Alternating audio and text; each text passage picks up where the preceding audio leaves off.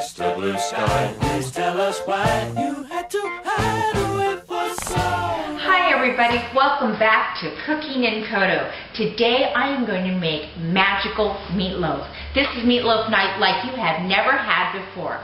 And these are some really secret ingredients. So let's get started, okay? I promise you this will not disappoint.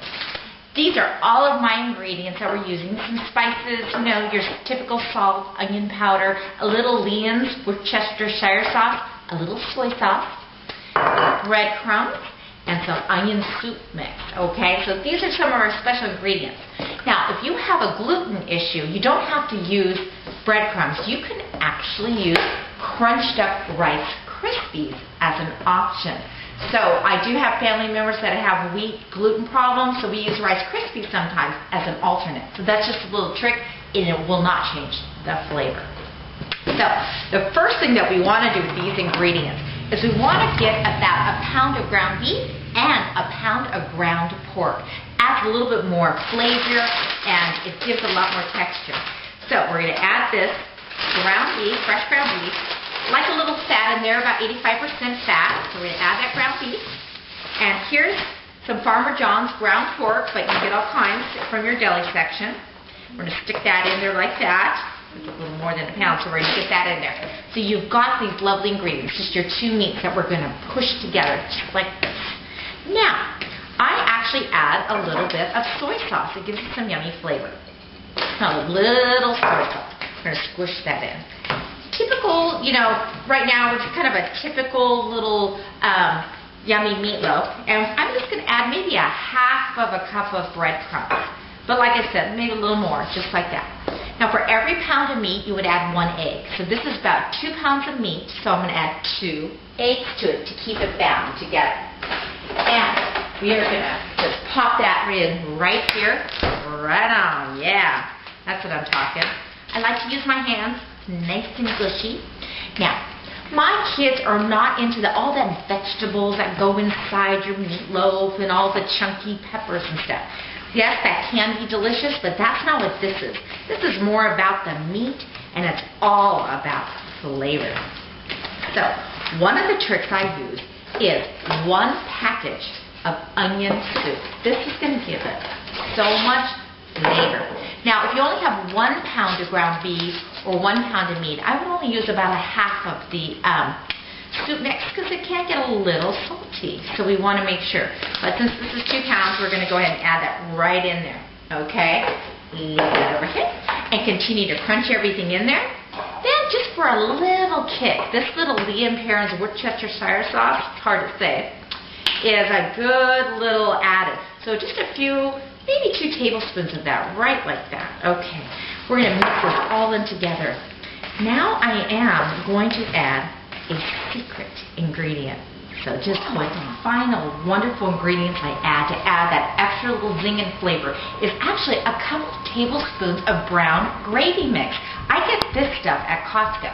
What I like about this particular brand is it doesn't have wheat products, but it has cornstarch in it to thicken it up. So what I've done here is add a couple of tablespoons into my meatloaf mixture, and this will give it a lovely savory flavor, kind of more of that gravy flavor in lieu of the ketchup-y thing. So once we continue to add this in, and I mix it all nice up, right like that, we've got it all mixed in now, a little gravy. Later I'll use this to make some more gravy for my mashed potatoes. Now you want to make sure you use a pan that's all nicely sprayed with some kind of nonstick, and kind of get it nice in there, you know, so we don't have any problems later. And we're going to go ahead and put our lovely meatloaf mixture right in this pan, create a lovely little loaf right here. Well, the final best part about this meatloaf is my final ingredient, and that is a couple of strips of some delicious thick cut bacon. If you don't have thick cut, that's okay, but we're going to go ahead and add some delicious bacon right here on top. The fat will render inside of the meat and leave it juicy and flavorful, and it also leaves a great texture. After we bake this for about 50 minutes on 375, then we're going to go ahead and up the temperature and put on the broiler and get that bacon nice and crispy. crispy, and that will make it super delicious and extra salty and yummy. So now we have our delicious meatloaf with that yummy, yummy bacon right on top here. No ketchup for us, no way. And this will make a great addition to our comfort food tonight. We're going to stick this right in the oven, kind of on the top rack there, and we're going to lay it. We're going to wait about 50. Okay, now our beeper just went off. So the meatloaf's looking good, but now we got to get that bacon really toasty. So we're going to take it and we're going to put up the broiler just to give it a nice crisp. It only needs about 10 minutes or so in the broiler, but keep your eye on it. So we're going to do custom broil and get that temperature nice and hot, okay? And pretty soon, we're going to pull out some serious, delicious meatloaf. Okay, it's been about, I don't know, just a few minutes. We're going to check up on our meatloaf, see how that bacon's doing. Ooh, yum. It looks delicious. I can't wait to show this to you. Oh, my goodness. This is going to be good. So let me pull that out right here. Oh, check that out. Just that yummy, crispy little bacon, and it's so juicy and delicious. And it's really going to add a lot of flavor. Now, I told you I'd be using some of my gravy mix, so because I made some mashed potatoes earlier, and I'm going to add the juices inside this meatloaf into my gravy mix. For a cup of gravy, you just need a quarter of the dry mix and a cup of water. So we're going to add that, and we're going to just put this in here, just like that. I'm going to go ahead and stir that up a little, right, just like this. You don't want any clumpy gravy.